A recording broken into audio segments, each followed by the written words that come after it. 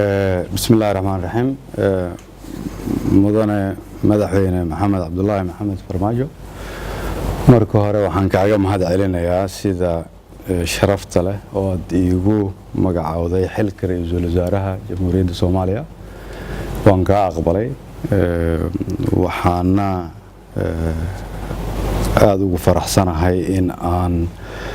anigoo dadkayga iyo dalkayga iyo waajibkay saaran ka shaqeyn doono inaan kula shaqeyn doono si hufan oo habsami leh waa ogahay inuu yahay xil aad u adag waa ogahay wadanku inuu joogo meel adag dadka Soomaaliyeedna ay u ooman yihiin dawlad waxaan isku dayayaa sida ugu dhaqsaha badan marka golaha shacabka baarlamaanka Soomaaliyeed oo ansixiyo soo jeedista madaxweynaha inaan sida ugu dhaqsaha badan ku soo magacaabo dawlad ka turjumaysa shacabka Soomaaliyeed iyo hadafyada madaxweynuhu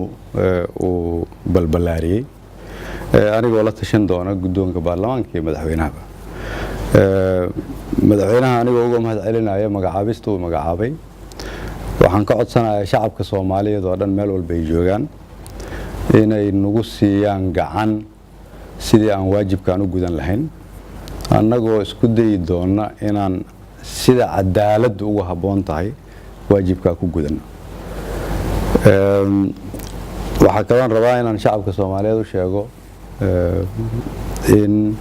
sida uu madaxweynuhu sheegay xilku uu nagu yahay amaanadaasna aan sugi doono ilaahayna waxaan ka rajeynaynaa inuu nagu garab galo waxaan isku dayi doonaa sida ugu dhaqsaha badan kadib ansixinta golaha shacabka inaan soo dhisno dawlad ka turjumaysa shacabka oo dhan shacabka Soomaaliyeed waxaan la qaybsan doonaa khibradeyda waxaan ka soo shaqeeyay meelo badan oo ay ka mid yihiin hay'ado kala duwan local iyo international aad iyo aad ayaan idinku mahad celinayaa kulligiin mahadsantiin